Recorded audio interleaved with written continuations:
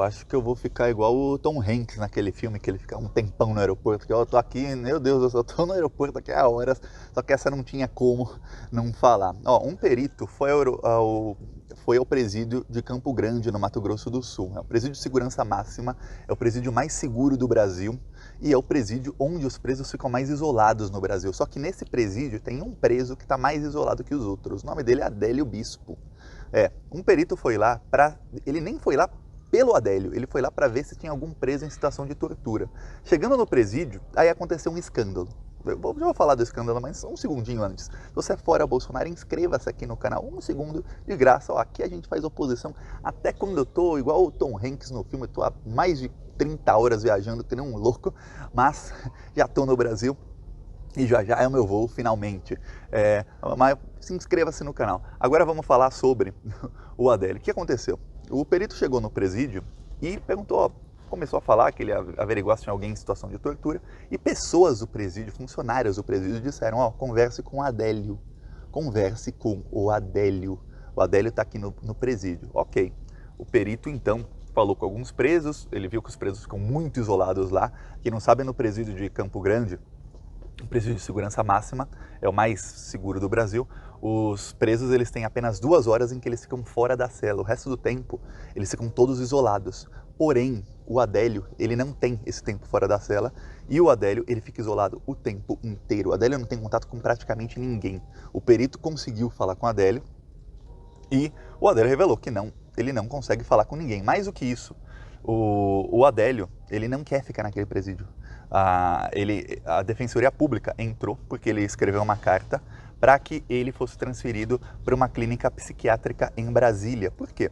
Porque o que acontece é o seguinte, depois da facada, fake ou não, depois da facada, o Adélio foi representado por um advogado. A partir do momento em que ele assina uma procuração em cartório para o advogado dando plenos direitos, o que acontece? O advogado é quem representa o Adélio. O Adélio, ele poderia até falar alguma coisa na justiça, porém, o advogado conseguiu fazer com que o Adélio fosse tornado interditado na justiça. Uma pessoa interditada é uma pessoa que tem problemas mentais. Essa pessoa, entre outros problemas, essa pessoa, ela não pode testemunhar, ela não pode dar parte na justiça, ela não pode fazer BO, ela não pode fazer nada. É como se fosse, imagina uma pessoa que não tem opinião, é isso. Quem pode fazer por ele é apenas o advogado, que é quem tem a tutela. E aí, o que aconteceu? O advogado pediu, muito estranhamente, porque isso não aconteceria em nenhum caso normal, para que, em vez de ele ficar numa clínica psiquiátrica, onde ele teria contato com outras pessoas, onde ele teria uma vida de presidiário em clínica psiquiátrica, mas uma vida mais ou menos normal, não. Normal de presidiário, não.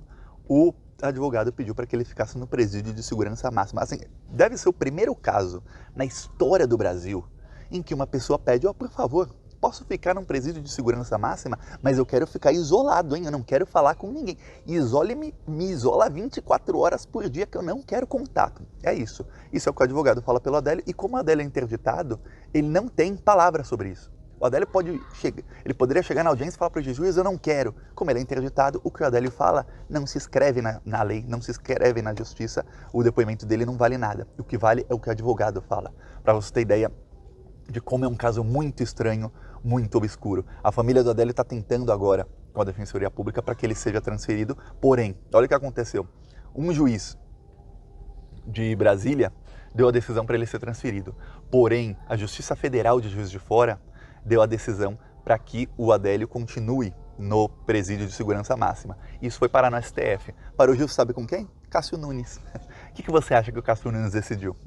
Pois bem, já tem um spoiler, ele está no presídio de segurança máxima, porque essa foi a decisão, obviamente, do Cássio Nunes. O Bolsonaro falou em vídeo, anteontem, que olha, eu tenho aqui 10% de mim está no STF, tenho ali o Cássio Nunes. Até admitiu o Bolsonaro, é a primeira vez na história que um presidente admite isso, admitiu que em alguns processos o Cássio Nunes pede vistas. Vistas é quando um ministro fala, eu quero mais tempo para analisar o caso, porque ele sabe que vai ser derrotado, para empurrar o processo lá para frente, para ver se depois muda a Constituição do STF, ou seja, mudam os ministros, vão saindo um, entrando outro, para ver se tem maioria para ganhar. Quer dizer, o Bolsonaro admite que o Cássio Nunes faz o que o Bolsonaro manda. E aí o Cássio Nunes, a mando do Bolsonaro, ou seja, é o que o Bolsonaro quer, deixa o Adélio incomunicável, em situação de tortura.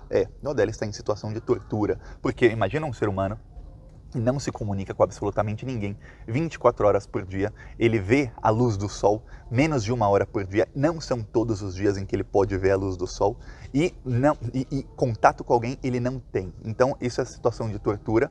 Inclusive o perito falou, ó, temos que entrar na Corte Internacional dos Direitos Humanos, porque ele está em uma situação desumana. Quer dizer, só para você ter ideia. E aí vem as suspeitas. Espera aí, se o Adélio realmente, se não foi tudo um complô, eu não estou nem falando se teve facada, se foi fake ou não. Se não fosse um complô, por que o advogado diria para o Adélio ficar num presídio de segurança máxima e não para que ele ficasse numa clínica e tentasse para que ele ficasse no sistema mais aberto possível, que é isso que qualquer presidiário quer. Muito, muito estranho. Eu, Thiago, tenho zero de empatia pelo Adélio.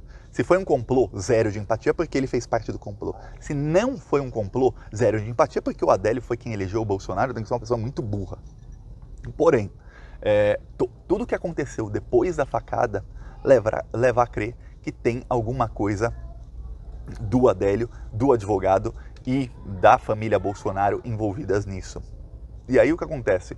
Agora, a Defensoria Pública está tentando que ele seja transferido, ainda estão tentando. Porém, o defensor público foi transferido. Transferiram o defensor público. Disseram que isso não tem relação com o caso Adélio. Comenta aí. Você acha que a transferência do defensor público, que estava tentando a transferência do Adélio para uma clínica psiquiátrica, onde ele teria contato, não só com outros detentos, mas teria contato com dezenas de médicos, poderia receber visita, tudo mais. Você acha que a transferência desse defensor público tem a ver com o caso Adélio, sim ou não? Ou justo ele foi transferido? Justo que estava tentando defender o Adélio? Mas são muitas coincidências nesse caso que fazem com que a coisa fique cada vez mais suspeita. Mas a boa notícia é o seguinte, desde o documentário do Brasil 247, do Joaquim de Carvalho, sobre a facada, muita gente começou a olhar o caso com outros olhos e a justiça começou a agir, ou seja, a Defensoria Pública começou a tentar transferi-lo, a família começou a tentar procurar advogados, ou seja, as coisas estão se movimentando. Vai ser difícil manter o Adélio incomunicável por tanto tempo como era antes, mas muita gente ainda diz, olha, a única chance disso mudar é se o Bolsonaro perder a eleição, e aí o Bolsonaro perdendo a eleição vai parar esse aparelhamento todo que está acontecendo. A gente sabe que o Bolsonaro aparelha tudo que ele tem a possibilidade de aparelhar, e aí o Adélio pode se tornar comunicável novamente. Porém, aí tem outro caso. Se o Bolsonaro perde a eleição, tudo que aconteceu antes se torna quase irrelevante. Até porque fazer um complô de uma facada, tem crime ali? Talvez até tenha, mas não é crime que vai dar prisão para todo mundo, não. É crime pequeno, talvez. Qual crime seria? Quem for advogado, diga isso. Foi tudo um complô. Qual crime que tem aí? Poucos. Tem algum crime que alguém vai preso rapidamente? Ou só crimes que só vai preso depois de transitado em julgado? Quer dizer, a coisa fica bem difícil. Talvez o maior crime, se comprovado que a facada não foi verdadeira, seja o crime dos médicos que corroboraram com a versão da facada. Olha, o vídeo da cicatriz, os vídeos da cicatriz não deixam dúvidas. O Bolsonaro tinha uma cicatriz que ficava mais ou menos aqui. O Bolsonaro tem 3 pintas, ou seja, 3 marcas de nascimento. A cicatriz ficava embaixo das marcas, de repente a cicatriz subiu. Eu vou falar, eu tenho cicatrizes eu tenho cicatriz aqui, ó, desde que eu sou criança. Essa cicatriz não se mexe. Cicatriz não, eu tenho uma aqui, ó, desde que eu sou criança. Cicatriz não se mexe. Ela era aqui embaixo do queixo, continua embaixo do queixo. Só o Bolsonaro, que em 2 anos uma cicatriz sobe 5 centímetros. Muito estranho. Se o Bolsonaro quisesse realmente solucionar o caso, ele passaria ao vivo, tem que ser ao vivo em rede nacional, por uma perícia médica da cicatriz, dizendo, ó, essa cicatriz é verdadeira ou essa cicatriz não é verdadeira. Porém, isso ele não faz e jamais fará. Então, fica aí o alerta. O caso Adélio começou a ser remoído agora. O Bolsonaro, o Wassef, que é o advogado do Bolsonaro e do Flávio, comemorou que reabriram a investigação, ou seja, o Bolsonaro vai tentar usar o caso Adélio como uma bala de prata contra a esquerda na próxima eleição. Não sei qual é o plano do Bolsonaro, mas lembre-se, a extrema-direita sempre tem balas de prata, que é alguma carta na manga com alguma mentira muito grande para usar em véspera de eleição. Vamos ver se a facada foi real ou não? Não.